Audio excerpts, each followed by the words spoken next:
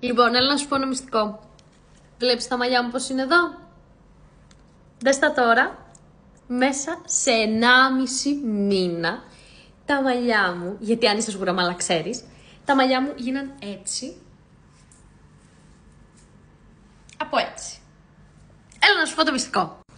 Το μυστικό είναι αυτές εδώ οι θαυματουργές, υπέροχες, το θαύμα αυτό της φύσης βιταμίνες. Λέγονται Kistifine. Έχουν μέσα κυστίνη, βιωτίνη και β12. Αν είσαι σγουρομάλα, μου τις πρότεινε μια κομμότρια από την Αθήνα. Συγκεκριμένα για σγουρομάλες μου τις πρότεινε, αλλά νομίζω ότι είναι για ό,τι μαλλί και να έχεις. Βέβαια η κυστίνη, από ό,τι μου είπε, δεν το ξέρω, είναι χαρακτηριστικό των σγουρών μαλλιών. Επομένως, δες το, ψάξ' το αν έχεις ίσια μαλλιά πριν τα πάρεις. Δείχνεται να παίρνεις 3 την ημέρα. Εγώ παίρνω 1 την ημέρα γιατί είναι πάρα πολύ βαριές. Πρέπει να τρως πολύ καλά πριν τις πάρεις. Να προσέχεις δηλαδή, γιατί εμένα μου πήγαν να μου κάνουν λίγο μια ψιλοζημιούλα επειδή τις έπαιρνα με άδειο στομάχι. Είναι δυνατές, επομένως θέλει καλό φαΐ.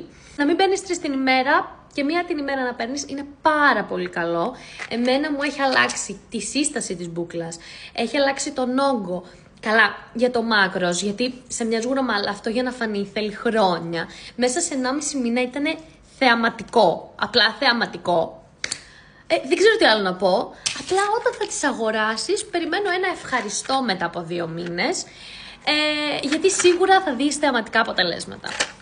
Αν πάλι έχεις όμως κάποιο πρόβλημα υγείας, πριν τις αγοράσεις, γιατί δεν γνωρίζω συγκεκριμένα κάθε περίπτωση προφανώς, πριν τις αγοράσεις, ρώτα το γιατρό σου για να ξέρεις και να είσαι σίγουρη και καλυμμένη.